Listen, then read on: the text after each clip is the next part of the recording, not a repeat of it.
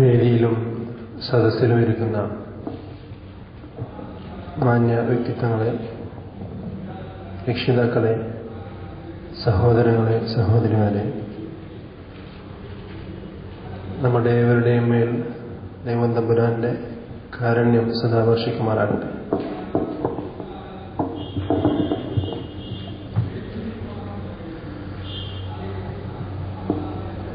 ഈ പ്രസന്റേഷന് വേണ്ടി ഞാനെന്ന് ഉച്ചക്കെല്ലാം റെഡിയായി ഇറങ്ങുമ്പോൾ ഇത് ജയസിനോട് ഇങ്ങനെ ഡിസ്കസ് ചെയ്യായിരുന്നു. ഇത് ഇങ്ങനെ മലയാളത്തിൽ late for Kannur Airport in PPP. Kozhikode is a tabletop and others are greenfield airports. Development of Kozhikode is overdue, and we have been hearing different slogans from different parts, from different stakeholders. The Kozhikode Airport has only one track. Shortage of length of that track. There is a smooth landing is very tough there. Only 10 bays for night parking. This limits the national domestic mobility from Kozhikode. You know, most of the domestic flights don't park their flights there. Shortage of bays.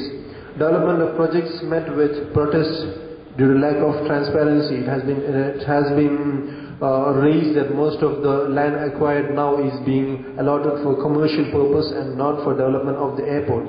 So there's lack of transparency, and this should be done away with. Feasibility study of intra-state flight services may be undertaken. A big issue that we face is that we are not able to communicate with the state capital and the northern cities or the business capital Cochin within a short period. So we can consider early morning flights from the north down to south and return in the evening with limited number of seats. Feasibility study on government floated airline company on PPP. This was once proposed, but I think there was some blockage from the northern lobby. But still, this can be taken up even now. Infrastructure industry, water transport. Mounting pressure on roads and underdeveloped railways force the government to study water transportation as a cheaper mode of transportation, especially for freight transport, both inland and sea. A few suggestions in this regard are development of Bepur port into major port and other minor ports in the north.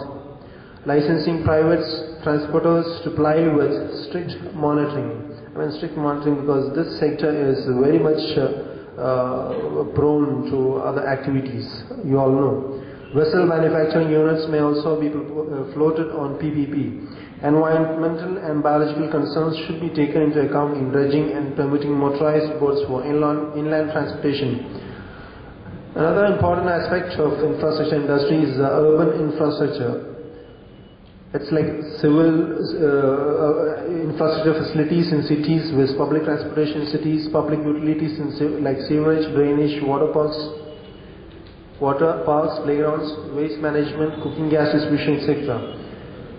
And see, in Kerala, the urban infrastructure is miserable stage. The projects undertaken under ADB or World Bank have been going very slow, very lagging, and also not up to the standard or not up to the demands of Kerala cities as of now.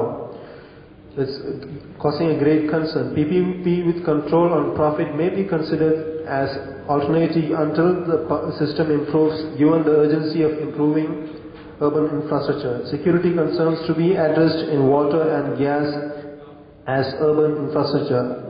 There are proposals for private supply of water through pipes and private supply of cooking gas through pipes and all. However, there are serious security concerns in these two aspects. Master plans for cities, comprehensive approach, public discussion, land use, zoning, and periodic review of master plans. As of now, I think a few cities do not have a master plan. We need to extend these master plans to the small cities also, because considering the development going on in Kerala, if we do not control now, then we will not be able to have planned cities in the future.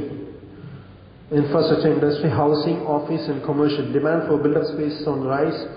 High growth of real estate development sector. Government response plagued with misinformation, as I mentioned earlier, of the building rules and all.